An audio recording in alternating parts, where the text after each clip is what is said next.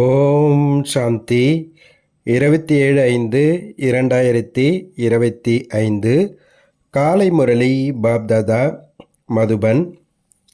இன்றைய சாக்கார முரளிய முக்கியமான கருத்துக்களை நம்ம பார்க்கலாம். பாபா சொல்கிறாங்க, இனிமையான குழந்தைகளே, உங்களுடைய முகம் இப்பொழுது சொர்க்கத்தின் பக்கம் உள்ளது.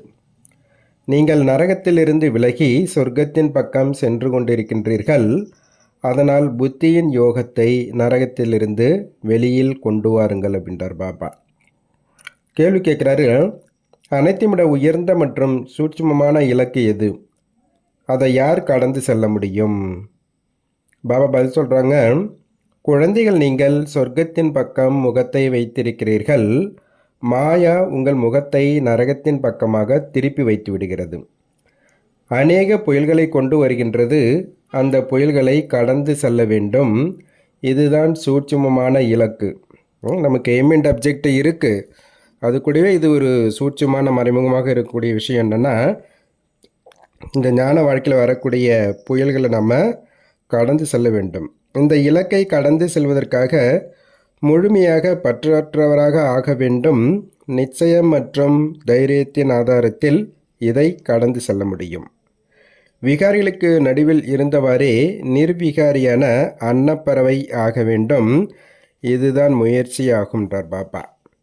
பாடல் பலவானின் யுத்தம் பலமற்றவனோடு. ஓம் சாந்தி. புத்திசாலியான குழந்தைகள் அந்த அர்த்தத்தை புரிந்து கொள்வார்கள்.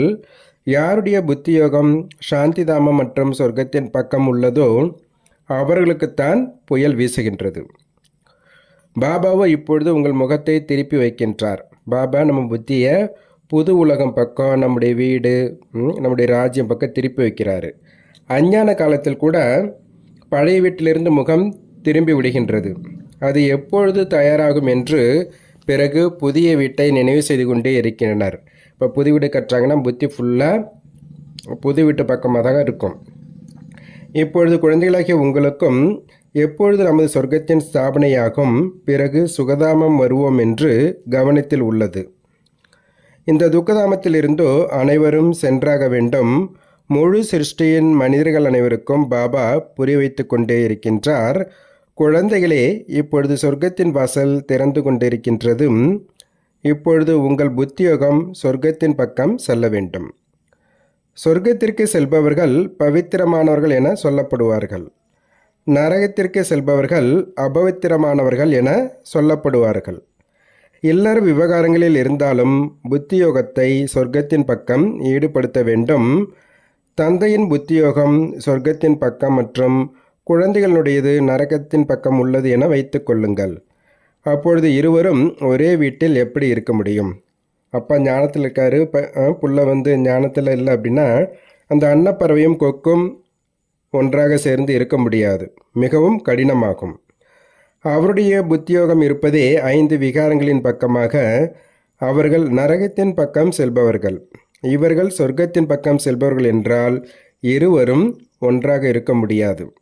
பெரிய குறிக்கோளாகும். தந்தை பார்க்கின்றார். நம்முடைய குழந்தையின் மூலம் நரகத்தின் பக்கமாக உள்ளது. குழந்தை முகம் நரகத்தின் பக்கமாக இருக்குது. நரகத்திற்கு செல்லாமல் இருக்க முடியாது என்றால் என்ன செய்ய வேண்டும்? நிச்சயமாக வீட்டில் சண்டை வரும். இதுவும் ஒரு ஞானமா?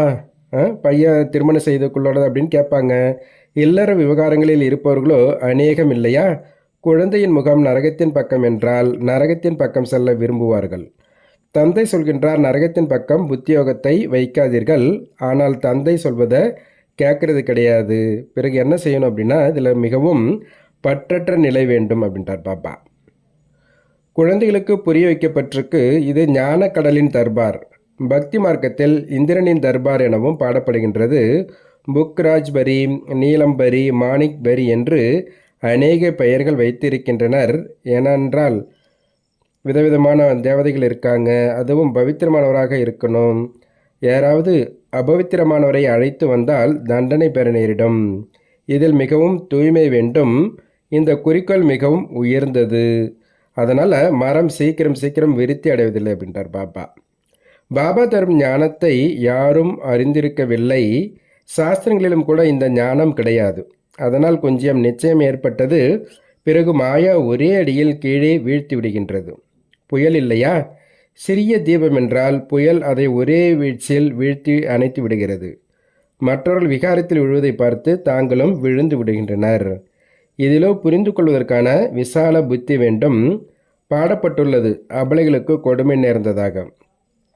இப்போ பாபா இந்த காம மகாசத்துரு பாபா இந்த மீது வெறுப்பு ஏற்பட வைக்கிறார். முன்பு இந்த விஷயம் இருந்தது கிடையாது. நரகமோ இப்பொழுதுதான் உள்ளது இல்லையா? திரௌபதி அழைத்தார் என சொல்வது இப்போதைய விஷயமாகும். எவ்வளவு நன்றாக புரிய வைக்கப்படுகின்றது, பிறகும் புத்தியில் பதிவதில்லை. பாபா சொல்கிறாங்க, இந்த சிருஷ்டி சக்கரத்தின் சித்திரம் மிகவும் நன்றாக உள்ளது. Gateway to heaven. இந்த சிருஷ்டி சக்கரத்தை வைத்து மிக நன்றாக புரிய வைக்க முடியும்.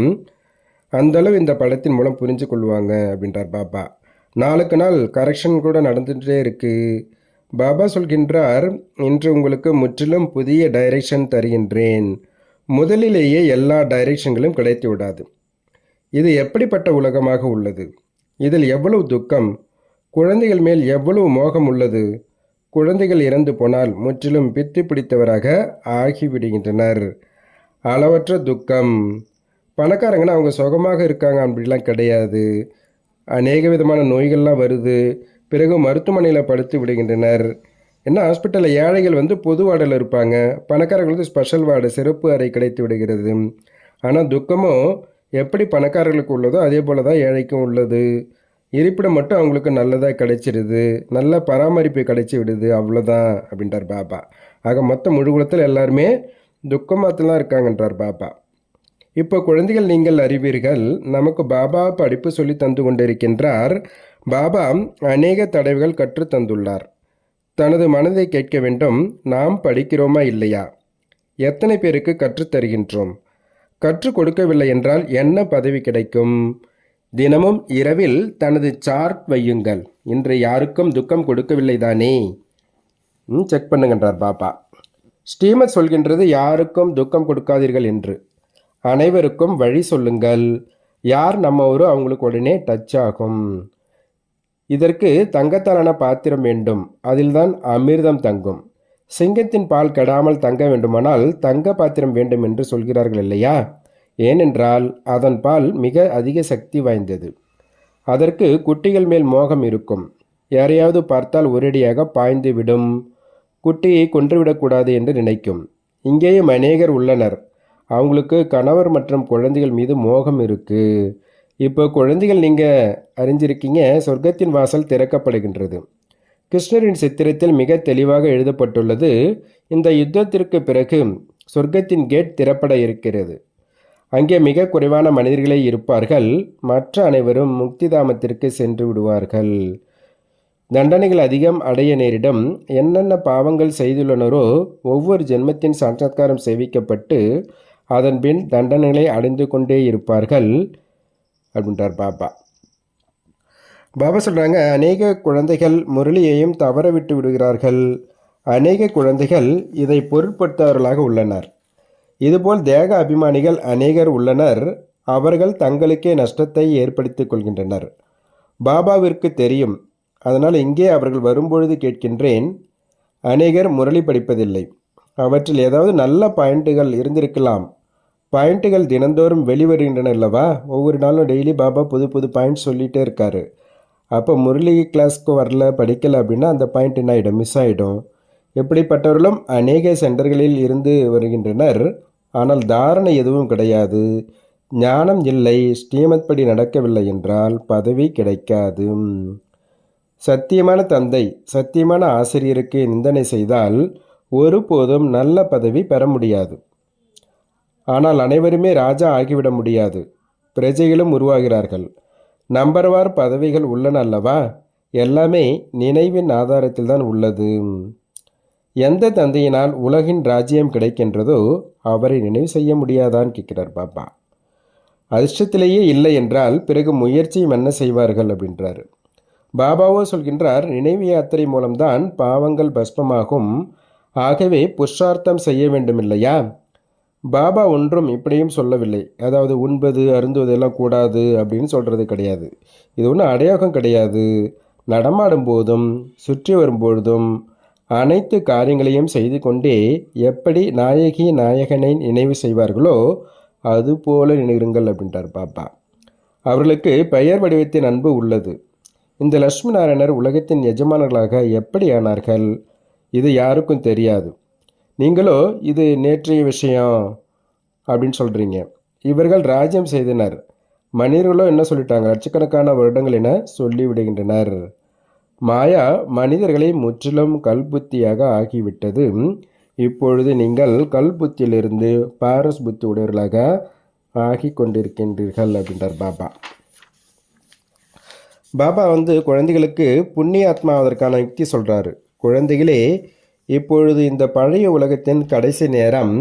நான் இப்பொழுது நேரடியாக வந்துள்ளேன். இந்த கடைசி நேரத்தில் முற்றிலும் சமர்ப்பணம் ஆகிவிடுங்கள். பாபா, இவை அனைத்தும் உங்களுடையவை. பாபாவோ கொடுப்பதற்காகவே செய்விக்கின்றார். பாபா கூட திரும்ப பல மடங்கு பதம் மடங்கு கொடுக்குறாரு. இவர்களுக்கு ஏதோ நல்ல வருங்காலம் அமையட்டும் அப்படின்னு நினைக்கிறார் பாபா. இங்கே யாரிடமாவது பணம் இருக்குமானால் பாபா சொல்வார், நல்லது, நீ போய் சென்டர் திறந்து வை, கண்காட்சிக்கான ஏற்பாடுகளை செய். ஏழைகள் என்றால் சொல்லுவார், நல்லது, தனது வீட்டிலேயே போர்டு மட்டும் செய்து வை, gate way to heaven board வைங்க அப்படின்றார் பாபா. பகவான் சொல்கின்றார், என்னை மட்டுமே நினைவு செய்யுங்கள், ஏனென்றால் அவர்தான் பதித்த பாவனர். என்னை நினைவு செய்வீர்களானால் நீங்கள் பூஜாரிலிருந்து பூஜைக்குரியவராக ஆகிவிடுவீர்கள். சொர்க்கத்தில் அனைவருமே சுகமாக இருப்பார்கள் என்ற போதிலும் நம்பர்வார் பதவிகள் இருக்கும். மிகப்பெரிய குறிக்கோள். குமாரிகளுக்கோ சேவையின் எழுச்சி அதிகமாக வர வேண்டும். நாங்கள் பாரதத்தை சொர்க்கமாக ஆக்கி காட்டுவோம். 21 குலத்தை உயர்த்துபவர், அதாவது 21 பிரிவுகளுக்கு யார் உயர்வை அளிக்க முடியுமோ அவர்தான் குமாரி. பாபா தாரணிக்கான முக்கிய சாரம் சொல்கிறாங்க. ஃபஸ்ட்டு பாயிண்ட்டு, இந்த பழைய உலகத்தின் கடைசியில் தந்தை வந்துள்ளார் என்றால் முற்றிலும் சமர்ப்பணம் ஆகிவிட வேண்டும். பாபா, இவை அனைத்தும் உங்களுடையவை. இந்த யுக்தியினால் புண்ணியாத்மா ஆகிவிடுவீர்கள். 2வது பாயிண்ட்டு, முரளியை ஒருபோதும் தவறவிடக்கூடாது. முரளியை பற்றி கவலையில்லாமல் இருந்துவிடக்கூடாது. நான் படிக்காவிட்டால் என்ன, நாமோ அனைத்தையும் செய்து முடித்து விட்டோம் என்று இருந்துவிடக்கூடாது. இது தேக அபிமானமாகும். முரளியை அவசியம் படிக்க வேண்டும். பாபா வரதானம் கொடுக்குறாரு, சுயம் தன்னை வடிவமைத்து உண்மையான தங்கமாக மாறி ஒவ்வொரு செயலிலும் வெற்றி அடையக்கூடிய சுய பரிவர்த்தனையாளர் ஆகுக. பாபா விளக்க சொல்கிறாங்க, எவர் ஒருவர் ஒவ்வொரு சூழ்நிலையிலும் சுயம் தன்னை மாற்றி சுய பரிவர்த்தனையாளர் ஆகின்றார்களோ அவர் எப்பொழுதும் வெற்றி அடைகின்றார். எனவே சுயத்தை மாற்றுவதற்கான லட்சியம் வையுங்கள். பிறர் மாறட்டும், அப்பொழுது நான் மாறுவேன், இப்படி கிடையாது. பிறர் மாறினாலும் மாறாவிட்டாலும் நான் மாற வேண்டும். பிறருக்கு எடுத்துக்காட்டாக நான் இருக்க வேண்டும். எப்பொழுதும் மாற்றத்தை சுயத்தில் கொண்டு வருவதில் முதலில் நான்.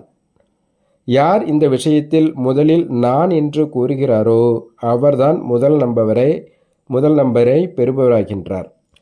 ஏனென்றால் சுயத்தை வடிவமைப்பவர் அவர்தான் உண்மையான தங்கம் அப்படின்றார் பாபா. உண்மையான தங்கத்திற்கு தான் மதிப்பு இருக்குது. நம்மளை நாமே மாற்றுறது தான் ஈஸி. இவங்க மாறட்டும் அவங்க மாறட்டும் அப்படின்னா அவங்கள மாற மாட்டாங்க.